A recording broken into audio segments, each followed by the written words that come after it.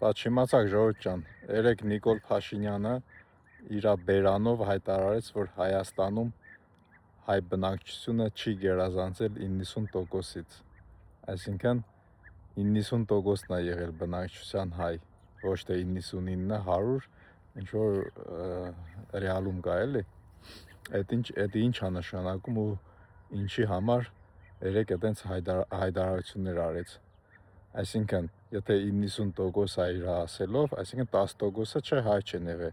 3 միլիոնի 10%-ը արեց 300,000, այդ նշանակում է Փաշինյանը հեմիգվանից հող է պատրաստում, ասենց ռուսերեն ասած почву создает, որպեսզի հետո 300,000 ադրբեջանցի բերի բնակեցնի Հայաստան, այդ որ ասում ենք 300,000 էսի բերելու է բնակեցնի, էդի այնպես չի որ Հավայի ասում են, Հավայի խոսում են, որ իբր դրա խաթար